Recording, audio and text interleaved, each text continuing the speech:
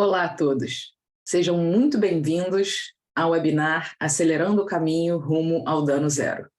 Eu sou Laís Junqueira e sou a moderadora desse painel de hoje. Nós temos tradução simultânea disponível, tradução simultânea, simultaneous translation is available. Nos últimos meses, nós trouxemos discussões, conversas e achados relacionados a perspectivas sobre o Dano Zero na América Latina.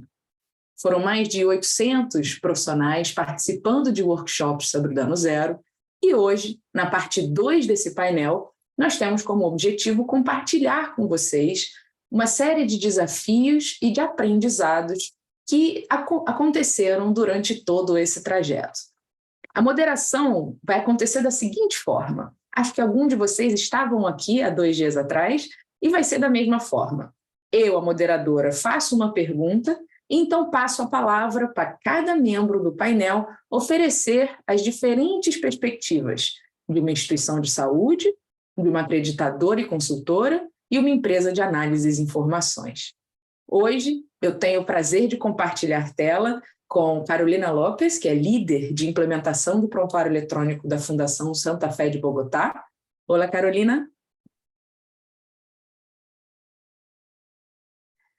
Buenos días para todos. Muchísimas gracias, Laís, y al equipo del Elsevier por esta invitación para compartir los desafíos y aprendizajes que hemos tenido con este avance hacia el Dano Zero. Muito obrigada, Carolina. Temos também Francine Westergaard, que é a Principal Consultant da Joint Commission International para América Latina e Europa. Olá, Francine. Hello, good morning to everyone, and I would also like to thank the folks at Elsevier for the opportunity to participate in this exciting webinar, and I look forward to communicating with the other 2 panelists. Thank you very much. Muito obrigada, Francine. E tenho também Robert Nieves, meu colega e amigo da Elsevier, que é vice-presidente de Informática em Saúde da Elsevier. Oi, Robert. Hello, and hello, everyone. It's so good to be here to talk about this topic. I mean, it's near and dear to my heart, so I'm very happy to be here. Muito obrigada, Robert. Bom, as perguntas vão acontecer da mesma forma da parte 1 desse painel. A gente vai usar como guia base a jornada de qualidade e segurança do paciente que foi utilizada durante os workshops. Hoje a gente vai tratar dos 3 pilares seguintes aos primeiros 3 pilares da jornada. Os pilares de cuidado ao paciente, participação do paciente e pesquisa e melhoria contínua. Se você, por algum acaso, perdeu a primeira parte, semana que vem a gente vai disponibilizar a gravação completa dos 2 painéis. Então, eu gostaria de começar com o pilar de cuidado ao paciente. Durante os workshops, ficou muito claro, foi enfatizada a importância das metas internacionais de segurança do paciente e todos os desafios associados às metas. Também foi evidenciado a necessidade da integração dos protocolos no fluxo de trabalho dos profissionais, a abordagem multidisciplinar que envolve toda a equipe do cuidado e a necessidade da adesão aos protocolos de forma consistente com mensuração desta adesão. Também foram mencionados desafios relacionados aos processos de handover, de transição dos cuidados, e também a parte de segurança de medicamentos. Eu sei que são vários tópicos e vários assuntos para colocar tudo no mesmo balde, mas eu queria entender de vocês como vocês entendem a expertise de vocês como empresa de análise de informações, como uma acreditadora e como uma instituição de saúde para conseguir abordar esses desafios que são tão críticos ao cuidado ao paciente. Vocês podem compartilhar perspectivas e também algumas dicas ou estratégias que já foram utilizadas na sua instituição para a implementação de práticas baseadas em evidências? Eu vou começar essa pergunta com a Francine, porque, afinal de contas, eu comecei falando das metas internacionais de segurança do paciente. Francine, é com você. Okay, thank you, Leas. So I'm going to give you a little bit of history. To begin, I'm going to give you a little bit of history on the International Patient Safety Goals. They actually started in the United States with the Joint Commission and the National Patient Safety Goals for US hospitals. When the international standards were being developed, they selected topics that were most often at risk for patients when they were hospitalized or when they were entering the healthcare system. So I'll break them down with the current existing international patient safety goals. When you look at international patient safety goal number 1, it talks about identifying the patient, and the areas where we see the biggest gaps or the biggest challenges seem to be in locations where staff are many times very familiar with their patients. So think about, for example, a dialysis department or an infusion center or an intensive care unit where the patients are there for a long time, a rehab center, those situations. And staff often respond to us, well, I know the patients very well, yet adverse events continue to happen. So what we really encourage everybody to understand is involving the patient. How do you involve the patient in the process? How do you educate the patient on the reason why you're asking them their name and a second identifier? And once that happens and everybody really understands the situation a little bit better, we generally see more compliance. The second international patient safety goal is about effective communication, verbal orders, telephone orders, reporting critical results, handovers. So, the verbal order and the telephone order, they're two very different things. Telephone orders are often necessary because there's not a physician present or in-house. The gaps that we see when we're doing mock surveys or that we hear about from actual surveys is the hospital policy requires that the physician come back and co-sign or validate that order within a certain window of time. We don't dictate that time, it's the hospital policy. So those of you that were here 2 days ago heard me talking about making sure that your policies are policies that your staff can live by. So that's really important to understand. Reporting critical results, that's getting easier and easier as we're going electronic. Somebody has to take a look at that order and somehow have a stamp or a footprint that they did. I'm sorry, I said order, the result. So somebody has to take a look at that. And it should be the person that will be most responsible for directing patient care. Take the nurse out of the middle and get the information directly to the physician or the physician on call so that immediate action can be taken for the patient's safety. High alert medications, look-alike drugs, sound-alike drugs. Think about how far the healthcare industry has come since the Joint Commission implemented national patient safety goals.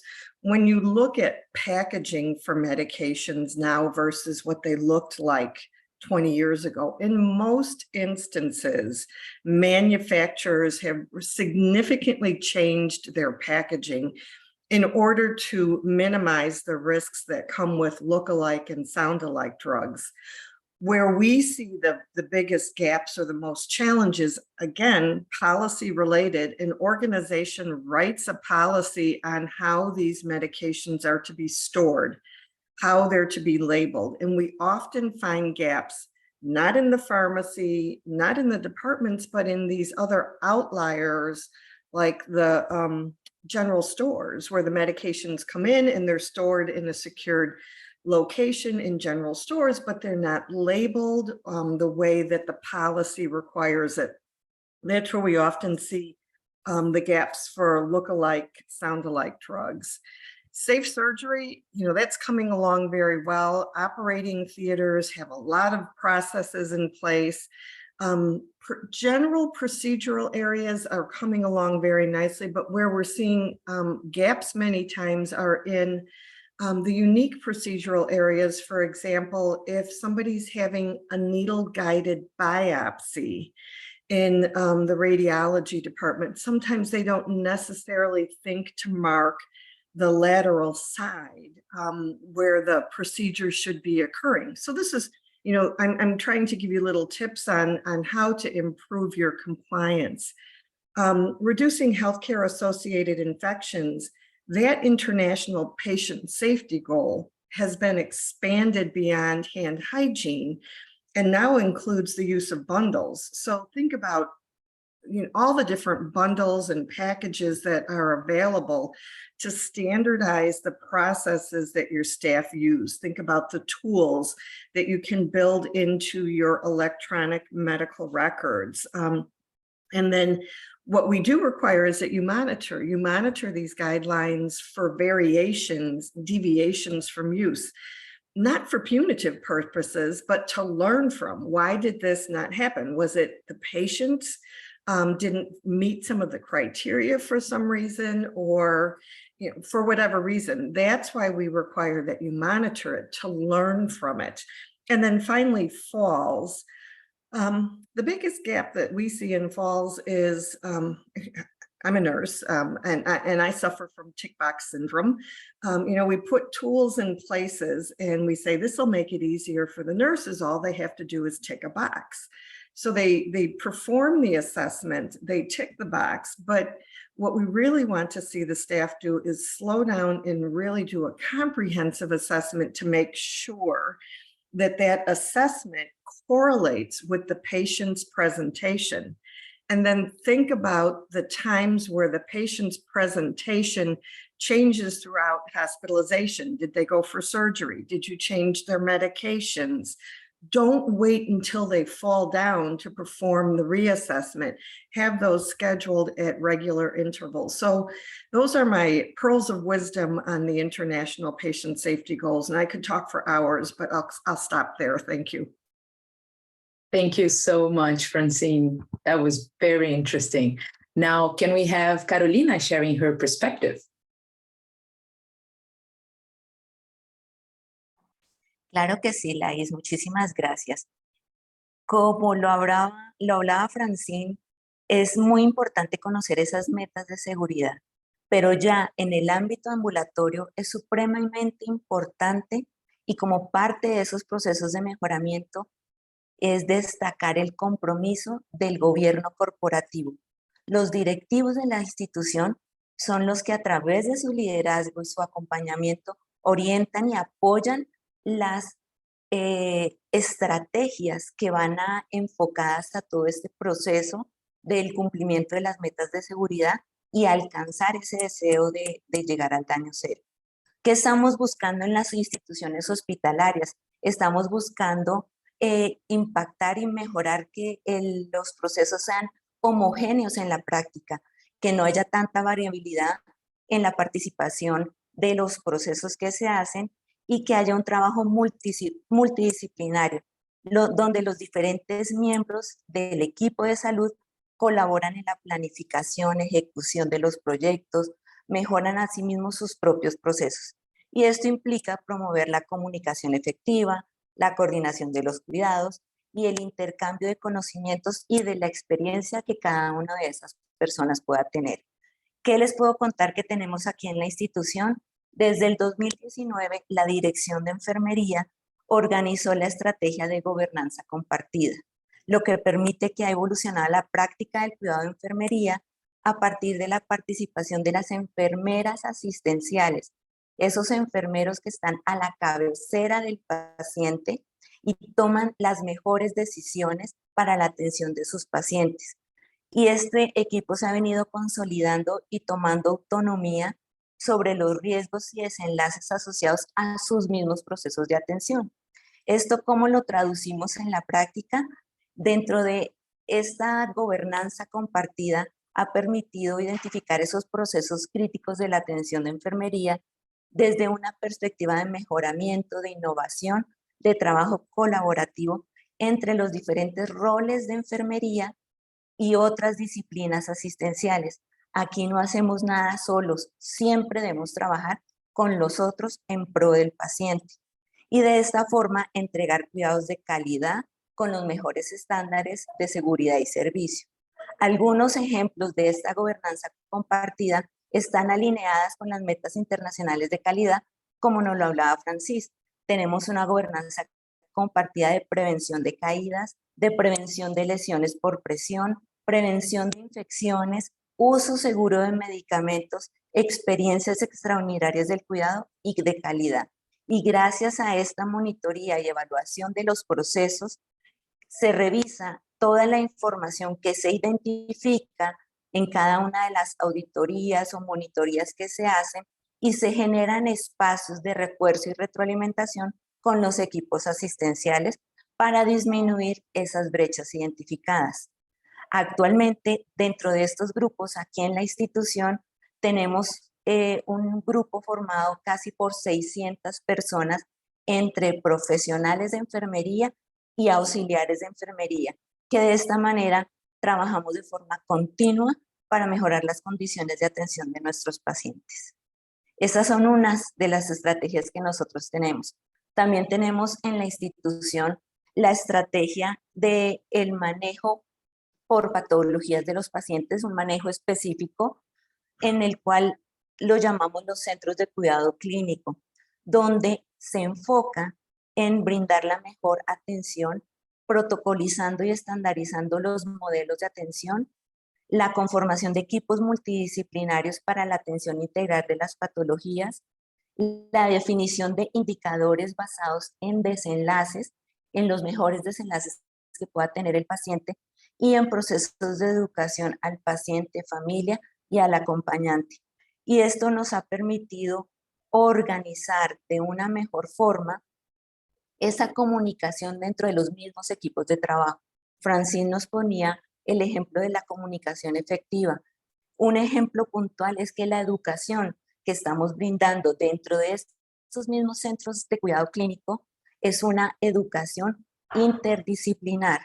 Participa el médico que trata al paciente, la enfermera que está con el paciente, auxiliar, asistentes, los camilleros, las personas de rehabilitación, si lo amerita, todo un equipo donde permite consolidar esa comunicación en un momento de crisis, en un momento donde el personal puede ver, es por el estrés, fallar en estas comunicaciones. Entonces, ¿cómo hacemos estos ejercicios? En ambientes educativos, todo este equipo viene e interactúa en una simulación. Entonces, cuando ya se van a enfrentar a esa realidad de atender a un paciente en una condición difícil, ya tienen en su mente qué es lo que deben hacer y cómo deben interactuar dentro del equipo que trabaja dentro de estos procesos. Otra cosa muy importante, como lo decía Francine, las mediciones, la monitoría de lo que hacemos. Los indicadores de seguimiento son fundamentales para saber cómo es que estamos haciendo las cosas. Y así de esta forma también derivar los planes de cuidado o pues los planes de mejoramiento para atender estos requerimientos que se van identificando en las monitorías. ¿Cómo hacemos las monitorías también? A través de las rondas o a través de la metodología del paciente trazador, que identifican acciones de mejoramiento, que se trabajan en las diferentes áreas asistenciales, permite validar la adherencia a los procesos de atención, a los estándares y a los protocolos, y así pues la institución va mejorando y adquiriendo mejores prácticas. Eso es lo que yo te puedo decir que estamos haciendo actualmente dentro de los hospitales, enfocados con todo el tema de las metas de seguridad. Muitíssimo obrigada, Carolina. Foi muito interessante. Acho que vai dar bastante contexto para o Robert também agora oferecer a perspectiva dele. Robert. Thank you, Laís. So, from an Elsevier perspective, you all know that, we publish and curate evidence and best practices. That's what our core competency is, if you will. What we really are trying to focus, though, is, actionable knowledge, actionable evidence, applied evidence, bringing that information to the clinicians at the bedside, at the point of care, whether it's ambulatory or inpatient, right?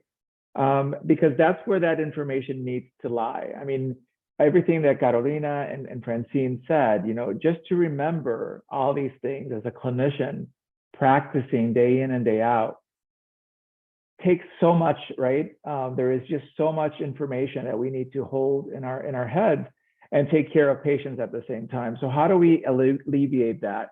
And that's where we are focusing on. We're looking at how do we bring that knowledge in that usable way to the point of care clinicians so that it's there for them to make better decisions, right?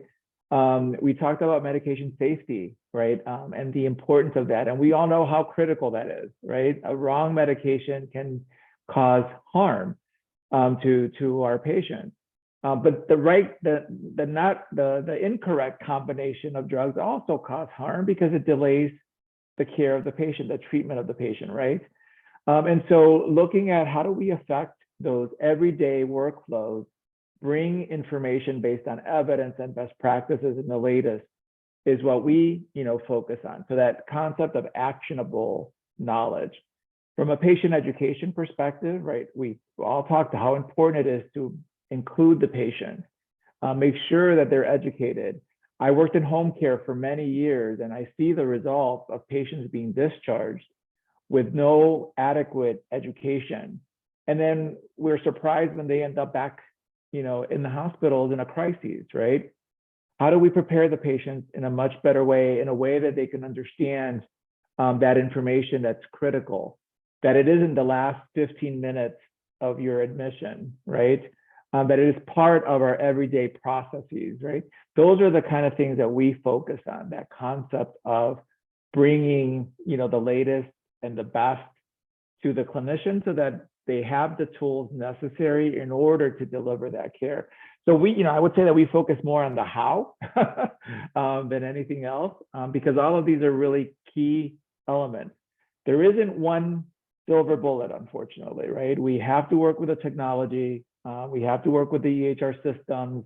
We have to work culturally as well and take all that into consideration. But we need to look at, how do we strengthen those tools? How do we bring that information and that evidence and those best practices in a way that's usable so that it isn't just a checkbox, right? That it is guiding the clinicians and helping them make the decisions that are necessary. So from our perspective, that's really what the focus is. It's really what motivates me as an informaticist and as a clinician is getting there, right? Getting to that nurse, that doctor, and giving them that information that they need so that they're not alone. Muito obrigada, Robert. Eu vou fazer um resumo rápido do que foi falado até agora, antes da gente partir para a próxima pergunta. A gente falou um pouco sobre a história das metas internacionais de segurança do paciente, de onde elas surgiram nos Estados Unidos. Então, Francine fez um apanhado das metas com dicas muito valiosas, por exemplo, mencionando que para a identificação dos pacientes, quanto mais familiar com os pacientes, maior a chance da gente ter falhas nesse processo, por exemplo, com pacientes crônicos ou em departamentos como a UTI. A gente também falou sobre resultados críticos e como seguir as políticas, a adesão às políticas ainda apresenta um desafio muito grande, como a gente viu na terça-feira, durante o outro painel. A gente também falou sobre embalagem de medicamentos, o avanço das embalagens, mas como a gente ainda tem questões relacionadas a medicamentos LASA, que têm aparência semelhante e sonoridade semelhante.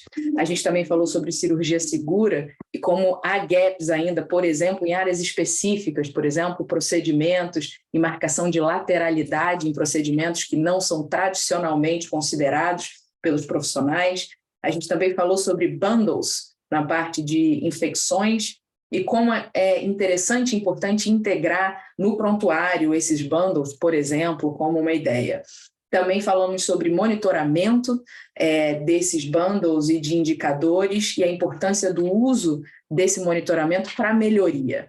A gente também falou sobre queda e a importância de deixar de lado um pouco o checklist que serve apenas para checar, e sim um checklist importante. A gente também conversou sobre o compromisso da governança corporativa e da liderança e como é importante ter o apoio e a orientação da governança corporativa para as estratégias, que são diminuir a variabilidade, a gente ter um trabalho multidisciplinar para o planejamento, que acaba resultando em comunicação efetiva. foram compartilhadas algumas estratégias, por exemplo, desde 2019, há uma governança compartilhada na diretoria de enfermagem, com participação da equipe de enfermagem da ponta para a identificação dos processos críticos, porque nós não fazemos nada sozinhos, e alguns exemplos, por exemplo, de lesão por pressão, uso de medicamentos, quedas e alguns outros exemplos de governança compartilhada. A gente também falou sobre auditoria para diminuir essas brechas e o manejo por patologia dos centros de cuidados clínicos. Então, como os protocolos eles são modelos de cuidado e a definição de indicadores para justamente ter um trabalho de melhoria para os desfechos. A gente também falou sobre comunicação efetiva e como a própria educação e simulação é interdisciplinar, reforçando a comunicação efetiva, e os indicadores são usados para melhoria. E aí a gente falou sobre a importância da evidência, do conhecimento, das melhores práticas de forma acionável. O conceito de conhecimento acionável, que é justamente conseguir driblar essa quantidade enorme de informações, de processos, de decisões que acontecem e conseguir levar para o profissional, no fluxo de trabalho, a informação que ele precisa na hora que ele precisa. A gente também falou sobre segurança de medicamentos, a importância do apoio da decisão na parte de segurança de medicamentos e na parte de educação do paciente, como é importante incluir esse paciente. Educar o paciente não só nos últimos 15 minutos, mas que ele faça parte de toda a parte do cuidado. A gente também falou sobre a importância de fortalecer as ferramentas e, finalmente, que seja de forma útil, que não seja apenas uma lista de cheque para que os profissionais participem, que seja realmente um conhecimento acionável que leve a melhores desfechos. A gente agora vai passar para a segunda pergunta, que é relacionada ao pilar de participação do paciente. Acho que o Robert já iniciou a resposta aqui dessa pergunta. Durante os workshops, a gente entendeu que alguns elementos eram muito importantes, que existia a falta de habilidade dos profissionais de comunicação, a habilidade de comunicação dos profissionais, também existia um exercício limitado da empatia, a ameaça apresentadas pelas fake news, que acabam ali atrapalhando a comunicação com os pacientes, o papel muitas vezes passivo dos pacientes em seu próprio cuidado, a necessidade de materiais e metodologias para conseguir conversar com diferentes públicos e a importância desse trabalho multidisciplinar que a gente já falou agora. Então, eu queria perguntar o seguinte: primeiro, faz sentido para vocês isso que eu acabei de falar? Esses desafios, eles fazem sentido? E se fazem, como vocês sugerem abordar esses desafios? O que vocês já viram que deu certo? O que vocês implementam que dá certo? E eu vou começar essa pergunta pela Carolina. Carolina, é com você. Bueno, sí son familiares esos desafíos que nos acabas de decir. Y desde el ámbito hospitalario, desde el ámbito ambulatorio, en la institución, tenemos un programa de educación al paciente y familia. ¿Qué hace este grupo? Este grupo busca e identifica las necesidades de formación y educación de los pacientes y sus familias o su cuidador en estos diferentes ámbitos y los transforma en esas necesidades para que la institución les resuelva y eduque e informe al paciente en eso en lo que se ha identificado esa necesidad. Todo encaminado a la prevención y a la promoción en salud. Desde el equipo asistencial de enfermería hacemos exactamente lo mismo. A través de los procesos y el proceso de enfermería identificamos esas necesidades que tiene el paciente y son en las cuales nos vamos a enfocar para brindarle la atención durante su proceso de hospitalización o durante su proceso de atención en el hospital. ¿Qué busca con la educación? El empoderamiento y la participación de los pacientes y las familias en su propio autocuidado. El mismo programa en sí de educación se encuentra y está vinculado en todos los procesos. Se enfoca en el asegurar el antes, el durante y el después del ingreso del paciente para que esa información sea oportuna, sea clara, sea completa, que permita esa comunicación en doble vía, donde el paciente exprese lo que necesite y aclare sus dudas, y el personal también lo pueda hacer. Tenemos un reto grandísimo, y es que a los profesionales de la salud no nos han educado para educar. Entonces, muchas veces la educación que brindamos nosotros, el paciente asumimos que comprendió, más es todo lo contrario. No comprendió, no enfocamos, no hace lo que nosotros esperábamos que hiciera. ¿Cómo hemos tratado de resolver estas brechas? Pues estas brechas las hemos tratado con talleres. Desde aquí viene la educación hacia los trabajadores de la salud, porque un trabajador de la salud que conoce, pues puede aplicar estos métodos de una mejor forma. Tenemos talleres de comunicación médico-paciente que los realizan los miembros del Comité Asesor de Pacientes y Familia, y tenemos otros talleres para promover la colaboración interdisciplinar entre todo el equipo de salud, enfermeros, médicos, los químicos farmacéuticos y los otros profesionales de la salud, para así identificar y abordar esos posibles riesgos de fallas en la educación y en el autocuidado del paciente. Todo esto pues lo hacemos buscando esa comunicación efectiva, una meta de seguridad que nos nombró Francine, para tener y poder garantizar todos esos mejores desenlaces con el paciente. Eso es una de las cosas que les puedo decir a través de lo de la educación del paciente. Gracias. Muitíssimo obrigado, Carolina. Eu agora vou passar a palavra para o Robert. So wow, we can spend hours on each of these. So to answer your first question, yes, absolutely, it resonates.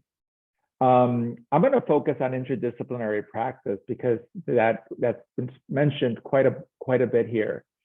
And you know, oftentimes, well, the reality is that each of the disciplines that take care of patients, right? We go to school, we learn our discipline, and we, you know, if some of the schools are a little bit more advanced, they do teach about the different disciplines and scope and all that kind of stuff. But the reality is that we learn very siloed. And then we go into a hospital setting or an organization and we're thrown in there, and then the organization is enlightened and they say, you know, we're a team and we're going to work as an interdisciplinary team. But the reality is that we don't know what each one of us is accountable for truly, you know, and how do we approach the work, right? And so it starts, you know, where I've seen organizations be really successful with establishing interdisciplinary care models. It starts as basic as what is the definition of interdisciplinary practice here at this organization, right? And having that definition that can be articulated by every single clinician in that organization and lived, right? The definition. Having scope of practice statements that are also defined and written for each of the disciplines, right? Yes, many entities define what we're accountable for, what we can do. Some countries are not as evolved there. So writing a scope of that exercise of writing scope of practice statements and understanding what each discipline is accountable for and how they work either individually and together is really, really important. And again, everyone understanding that, right? You learn so much by exchanging just that knowledge of, you know, what does the physical therapy does versus nursing versus the nutritionist, right? And coming together. So scope of practice statements that are applicable to that organization. We talk about interdisciplinary practice and the definition, right? And we oftentimes say multidisciplinary, interdisciplinary, interprofessional now, but these have very distinct definitions, right? So it goes back to that definition, but interdisciplinary practice, if we just take that one, right? It's not just about the clinical team. A key member of that team is the patient, right? And if we don't think about it from that term, and we're not including the patient's voice when we're making decisions in our care models, right, in our practices and everything in our policies, then we're not going to really have an interdisciplinary practice model in place, right? So think about how you bring in the voice of the patient, right, in your decision making, in your policy creation, in your processes. It could be as simple as designating a member of the team to be the voice of the patient and put themselves in the shoes, to actually bringing patients in, right, and asking them. And the last thing that I will say around the being successful in interdisciplinary implementing an interdisciplinary care model is that it's important to bring us all together as active team members, right? Each discipline. Don't forget who needs to be at the table, right? Inclusive of that patient voice, and always ask as a group when you're making a decision: is this better because it's for me as a clinician? Is this process good for me, or is it really good for the patient, right? And for both of us, because it really should be about both of us, right? So that helps get to that vision and that model of care that we really need, because we cannot continue to operate in silos. We need each of the disciplines. We need to work together more effectively, along with the patient, right? And the accountability of what the patient brings to the equation. So that's what I would say there. Excelente, Robert. Muito bom. Agora eu vou passar para a Francine. This is great discussion, and it's really exciting to be part of this. One of the things that we've learned after evaluating hundreds of adverse events and root cause analysis is that breakdown of communication has found to be, it's been the root of many of these adverse events. So, and this whole zero harm campaign isn't to, are we ever going to truly reach zero? No, but it's about being more proactive and determining what our risks are, and then making the necessary changes. So, I just needed to put that little tidbit out there. I really liked what Carolina talked about when she talked about education and how we have a tendency to push out education rather than assessing what the patient's education needs are and what the family needs and what types of support they know, what do they know already and what types of support do they need to have in order to go into the next phase of the illness or the discharge, whatever that may be. So performing, an educational needs assessment helps the interdisciplinary team that Robert talked about develop the appropriate plan of care for that particular patient. So all of these things fit together so nicely. And what I want to really kind of conclude this conversation with is, I'm going to use the D word, the dirty word, documentation. The patient medical record is our primary tool of communication. All of these educational needs assessments, just like the physical and the history that the physician takes, the patient's educational needs assessment needs to be documented. Any education that's being provided needs to be documented for the next team members to see. And then they don't have to repeat that assessment. They go in and they verify that the patient either understood or didn't understand. And then they build on the previous education that has been provided. As far as multidisciplinary rounds and determining that plan of care and the patient education that goes along with it, where does that get documented in the patient's medical record? Who documents it? Because you need to be thinking about, I'm that new nurse that's working unsupervised for the first time on a Saturday evening, or I'm the house physician that's covering on Sunday afternoon. The patient's family is here because it's the weekend and they have questions, and I need those notes to refer back to so I can talk about, here's the plan, here's the information that you've been provided so far. What additional information do you need? All of this really helps the patient and their family members make well-informed decisions, and hopefully when they are discharged, helps keep them at home, for forever or as long as possible. So thank you. Muito obrigada, Francine. A discussão está realmente muito boa. Vou fazer um resumo rápido do que foi falado até agora.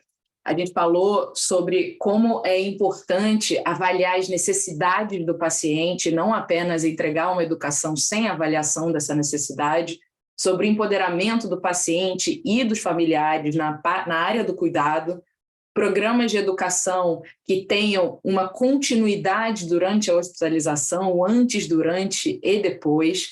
A gente ainda tem um desafio que é muito presente em várias instituições de saúde, eu diria todas as instituições de saúde, que os profissionais de saúde eles não são educados a educar. Então, a Carolina compartilhou com a gente alguns exemplos de workshops e de palestras sobre comunicação médico-paciente, colaboração interdisciplinar e a importância da prática interdisciplinar. O Robert compartilhou com a gente que, via de regra, a educação ela é feita por categoria, então, durante a formação profissional, o aprendizado é feito em cada um em sua área, e na instituição acontece a eureka de vamos ser uma equipe a partir de agora. Então, como é importante ter um modelo de cuidados interdisciplinar, e parte disso é a definição articulada da instituição e que todos os membros da equipe saibam articular essa definição do que é interdisciplinaridade do cuidado. E também a importância da definição e do exercício de definição de escopo da prática. Qual é a responsabilidade de cada uma das disciplinas e como essas disciplinas vão convergir para o cuidado ao paciente. E quando a gente fala de prática interdisciplinar, Robert destacou que o paciente é membro-chave da equipe e que é muito importante a gente sempre ter presente a voz do paciente, seja pelo próprio paciente ou com um membro da equipe que vá fazer a voz do paciente.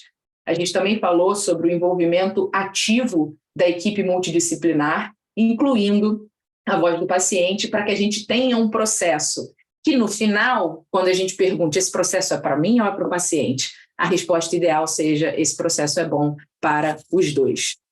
E, por fim, a gente falou sobre como a comunicação é raiz de muitos eventos adversos, e quando a gente fala de dano zero, o conceito principal que a gente está tentando passar é a proatividade na determinação dos riscos. E como todas essas peças que a gente está conversando desde terça-feira, elas se encaixam. E, claro, para que as peças se encaixem de uma forma sustentável e contínua, é muito importante que tudo seja documentado. Essa documentação no prontuário do paciente é extremamente importante porque apoia a continuidade e garante, por exemplo, que após um round multidisciplinar, a gente tenha aquela documentação ali, e aí a Francine mencionou um cenário, sábado à noite, final de semana, os familiares do paciente estão ali e tem o médico que precisa repassar para os familiares tudo o que aconteceu até agora. Se não está documentado, o trabalho desse profissional vai ficar bastante complicado. Então, a ideia da documentação de tudo que a gente conversou é justamente apoiar decisões melhores informadas pelo paciente e pelos profissionais. A gente agora, infelizmente, com dor no coração que eu digo que vai ser a última pergunta, porque eu poderia passar aqui mais 5 horas fazendo anotações e discutindo com vocês também, mas a gente tem que chegar no último pilar, que é o pilar de pesquisa e melhoria contínua. Esse pilar são 2 pilares em um, porque a gente fala sobre pesquisa, a gente fala sobre melhoria contínua e como essas 2 disciplinas elas se unem. A gente teve vários achados. Os primeiros relacionados à pesquisa foram muito relacionados a treinamento dos profissionais para pesquisa, para desenvolvimento de pesquisa e como lidar com limitações de recursos. E na parte da melhoria contínua, a gente falou sobre uma discussão que é presente na nossa área o tempo inteiro, que é a cultura do medo e a cultura justa, e como conseguir não ter uma cultura do medo nas instituições, que acaba gerando o próximo tópico, que é subnotificação dos eventos e das oportunidades de melhoria perdidas, e o potencial de compartilhar os aprendizados com a equipe inteira através de um ciclo de feedback e incluir os profissionais da ponta. Acho que Carolina falou um pouco sobre isso já, mas a inclusão dos profissionais na ponta nos planos de melhoria. Vocês podem compartilhar com a gente exemplos de estratégias ou iniciativas que vocês já viram que abordam algum dos desafios que eu mencionei? Eu vou começar com você, Robert. Again, another topic that we could spend hours on. I'm going to talk a little bit about digital literacy because it does speak to a number of things that we have been talking about. And I'm going to use both Carolina and Francine's example on patient education, right? The learning assessment that we were talking about, right? About the importance of doing that learning assessment to understand how that patient learns best, right? I mean, that really is the nitty-gritty of why we do that. But oftentimes that becomes a task to complete, right? And the clinicians don't use the information to develop a plan of education that's adequate for that patient, right?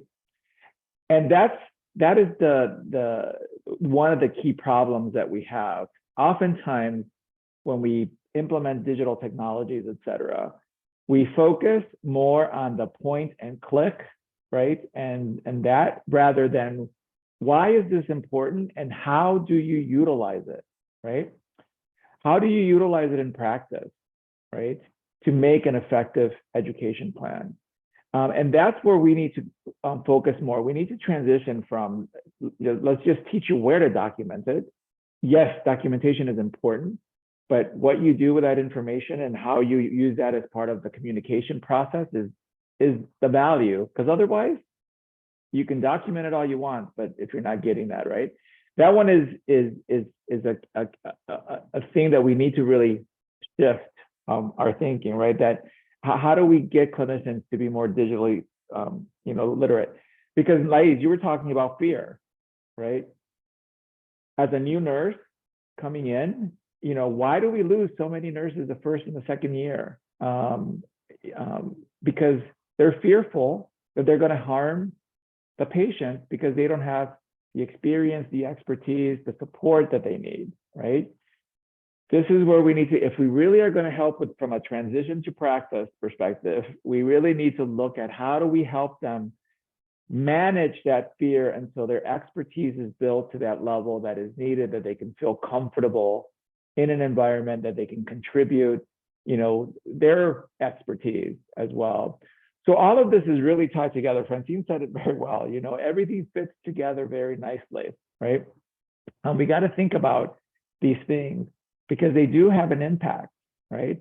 And oftentimes we focus our attention on the wrong things. Another soapbox that I get on are risk scales and screens, right? We complete a fall risk assessment, right? And we have a score and the patient is at risk, but we lose sight of what puts them at risk. And then there's no plan developed to mitigate what puts them at risk in the first place. Those are just examples of how we need to really shift. And, we can put it under the umbrella of digital literacy if we want, but it's the use and how to use the technologies and that information that is being provided in a way that helps provide the support that the clinicians need. So I wanted to go there because I think it's so important. It speaks to a number of the themes that you were bringing up. So thank you. Thank you, Robert. That was a very interesting spin. And I think it will give a lot of ideas for Carolina to share with us. Carolina. Sí, así es. Estos temas relacionados con el mejoramiento y la investigación y lo que hace uno directamente en la práctica del día a día permiten tomar esas decisiones y esos procesos de evolución en el aprendizaje y las nuevas metodologías de aprendizaje con el uso de la parte digital deben estar incluidos dentro de todos los modelos asistenciales. Actualmente, en la institución estamos buscando y desarrollando un nuevo software de historia clínica para facilitarle al equipo de atención en salud que todo esté visualmente en un mismo ambiente, que no tengamos que ir de un lado para otro buscando información que después puede ocasionar de separaciones en los datos y que se malinterprete lo que se está haciendo con el paciente.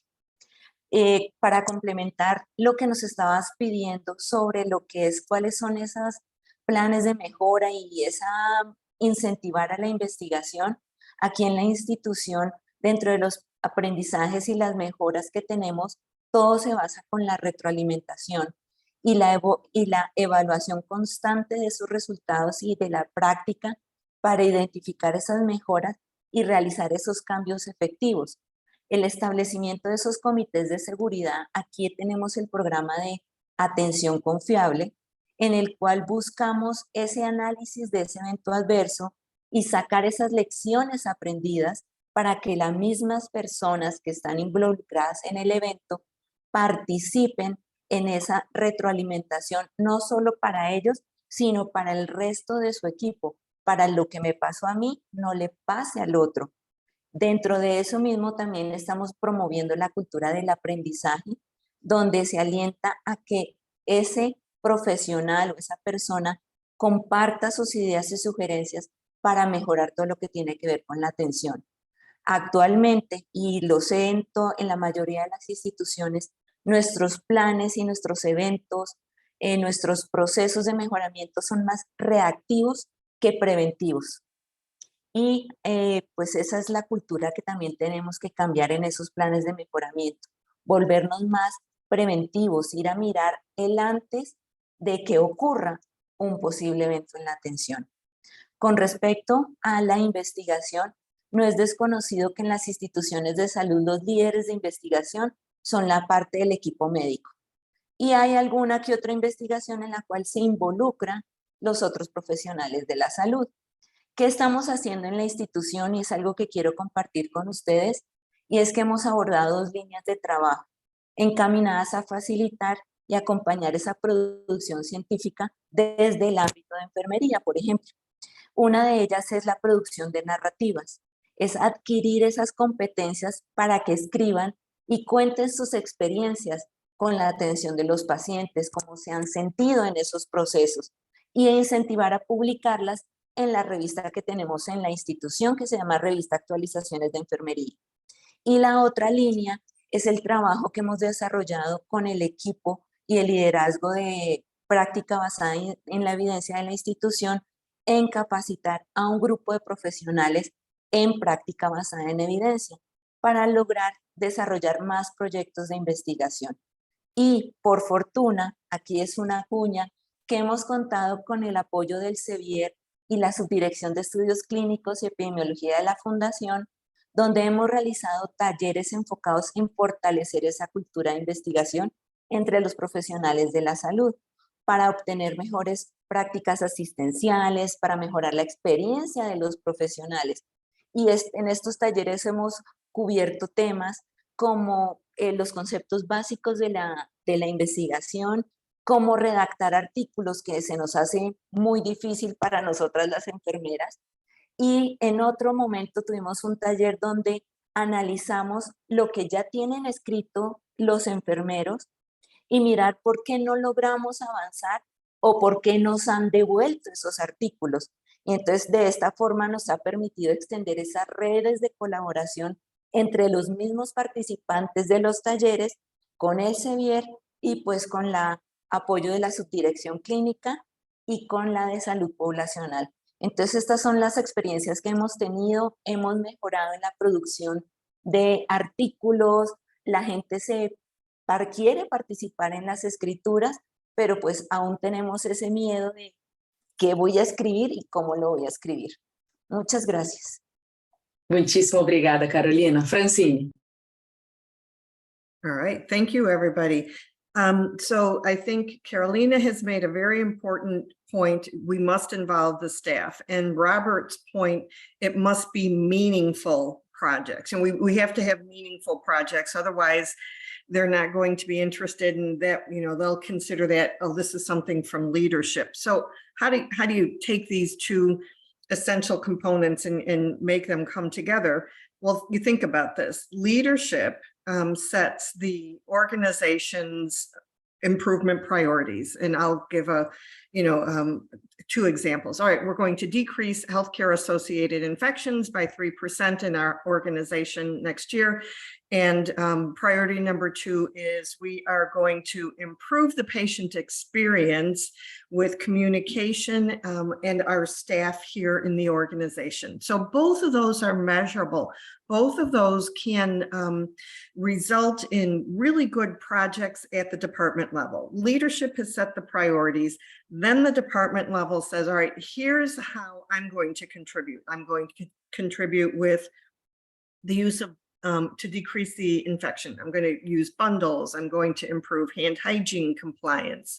As far as patient experience, then there's going to be a survey where managers are going to go around and talk to the patients, X amount of patients every week, to determine that they're satisfied with the quality of the communication that they're receiving from the multidisciplinary teams.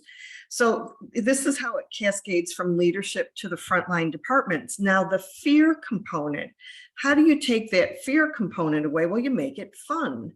So maybe once a quarter you have quality improvement luncheons or Sundays or events where each department will showcase 1 or 2 of the projects that they're working on, and they line up their posters in the cafeteria or in the entrance hall at the hospital, and the staff can take a look at these different projects. They can vote on them. They can be highlighted in the hospital newsletter. And there's many different ways in which to do this. You can have open house day where 1 day each month a department hosts an open house, and staff from the other areas of the hospital, they come and they visit. Let's say radiology is having open house this month, and everybody comes and learns about what they do in radiology. It's not just chest x-rays. We do all kinds of things. We do diagnostics. We do preventive procedures and all these different things. And here's our quality projects that we're working on. So you make it fun, you make it interesting, and you have the staff involved, and you really tap into their creativity, and it really changes the whole perspective on continuous improvement and the potential for good research projects in the future. When you reach that point, then you encourage your staff to participate at conferences and submit abstracts on the projects that have been highlighted from their different departments. So make it really worthwhile and fun for them. Thank you. And thank you again for the opportunity to participate. This has been fabulous. Excelente, Francine. Eu acho que a gente termina com uma nota excelente, que é: vamos nos divertir, né? Vamos garantir que todos os processos sejam divertidos, porque na diversão a gente consegue fazer com que os profissionais se engajem. Um resumo muito rápido, porque a gente já está terminando o nosso painel, infelizmente. De novo, eu podia passar horas aqui, eu estou adorando a conversa. Mas a gente hoje falou um pouco sobre literacia digital, alfabetização digital, né, a importância da avaliação do entendimento do paciente durante a educação. E Robert mencionou que muitas atividades elas viram apenas atividades e não a base da estratégia a ser seguida, como deveria ser. Então, o foco acaba sendo no apontar e clicar, no point and click, e não no uso dessa documentação, dessa informação na prática. Então, é muito importante focar na transição de como essa documentação pode ser usada para orientar a comunicação e orientar as estratégias. O Robert também falou um pouco sobre medo, sobre como a gente pode gerenciar o medo dos profissionais, especialmente profissionais mais novos, não querem errar. Então, como é que a gente consegue apoiar esses profissionais para que esse medo possa ser diminuído? A gente também falou muito sobre como tudo que foi mencionado hoje, na verdade, são peças do quebra-cabeça E o Robert mencionou como alguns exemplos as escalas de risco, né? A gente faz uma escala de risco, risco de queda, por exemplo. É feita a escala, mas e o plano para mitigar o que a gente encontrou que pode ser um risco? Nem sempre é feito. Então, é muito importante que a gente use a documentação e as estratégias. A gente também falou sobre a evolução e aprendizagem. Por exemplo, a Carolina compartilhou que existe um projeto de conseguir agregar visualmente no mesmo ambiente do prontuário eletrônico para que não tenha a necessidade de diferentes disciplinas não encontrarem a informação que precisa. A importância do feedback e da avaliação consistente da prática e também contínua. E ela citou, por exemplo, o programa de cuidado confiável com as lições aprendidas e envolvimento dos profissionais para o compartilhamento daquelas lições aprendidas, para que não fique só com o profissional, e sim que seja compartilhado com o seu departamento, para que a gente não tenha uma reocorrência desnecessária. A gente também falou sobre cultura de aprendizagem e de diferentes sugestões, e como é importante a gente ser proativo, né? Que a gente previna o erro de acontecer, e não apenas reativo. E a gente também falou sobre como os médicos acabam sendo a força motriz da área de pesquisa e como a Fundação Santa Fé agora está cuidando de linhas de trabalho para agregar outros profissionais para a produção científica, por exemplo, enfermagem, com um programa de narrativas que empodera esses profissionais a publicar. Ela mencionou também a importância da prática baseada em evidências e do ensino da prática baseada em evidências, e como ela contou com o apoio da Elsevier, com vários workshops ministrados pela doutora Ximena Alvira, como redigir artigos, como publicar e outros workshops. Por fim, a gente falou muito sobre o envolvimento dos profissionais e como é importante que os processos eles sejam significativos e relevantes, os projetos sejam significativos e relevantes. Como a liderança ela acaba sendo o guia, né, o norte das prioridades de melhoria e como isso é cascateado até a equipe do cuidado, a linha de frente. Por exemplo, quando a gente traça, a gente vai diminuir taxa de infecções em X%, ou melhorar a experiência do paciente dessa forma. Os líderes de departamento, por sua vez, explicam como vão contribuir para chegar nisso. E, por fim, a gente falou sobre medo e que a melhor forma de combater o medo é a diversão. Então, é conseguir fazer almoços, projetos e criar um ambiente que realmente seja um ambiente que estimule esse compartilhamento de ideias, o compartilhamento de projetos, por exemplo, um dia aberto num departamento, um open house, para que as pessoas possam ouvir.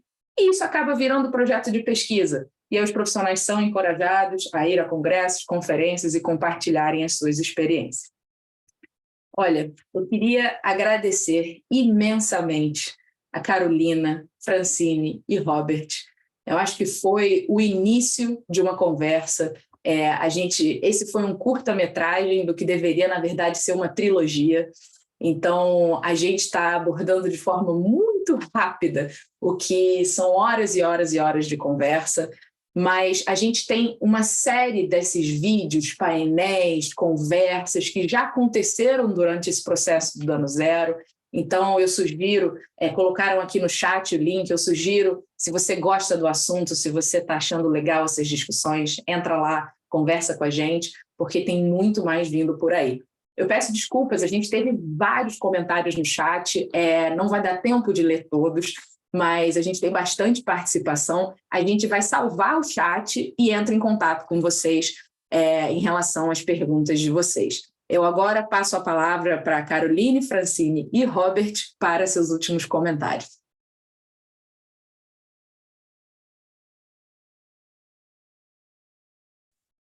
Bueno, nuevamente agradecerles a todos por su participación en este webinar de Avanzando hacia el Daño Cero. Es un proceso que no arranca inmediatamente, es un proceso que lleva años en los cuales se invierte en la educación de las personas, en la investigación, en la retroalimentación, en ir un paso adelante y retroceder dos probablemente, pero de esta forma es que vamos logrando consolidar que nuestros equipos en la institución o donde nos encontremos estén enfocados en las metas de seguridad, en una atención al paciente con calidad y con las mejores prácticas posibles. Gracias a Laís y al equipo del Elsevier, a mis compañeros Francine y Robert por esta experiencia tan agradable en este conversatorio. Y gracias a todos por participar. And I would also like to extend my thanks to Elsevier, my fellow panelists, and everybody in the audience. I hope that you enjoyed this experience. I hope that we gave you some thoughts to help your practice in the future and to help the next patient that walks in the door of your healthcare organization. So thank you to all. And I want to echo Carolina and Francine as well. I think we need to learn from each other and not recreate the wheel. And sometimes it's the simplest things that work, right? Let's have fun, like Francine said, and make it fun. So again, thank you. I look forward to doing more of this, and I really appreciate the time. Muito obrigada aos três e muito obrigada a você que participou, que assistiu, que compartilhou 1 hora e 6 minutos do seu tempo com a gente. Muitíssimo obrigada e a gente se vê na próxima. Tchau, tchau.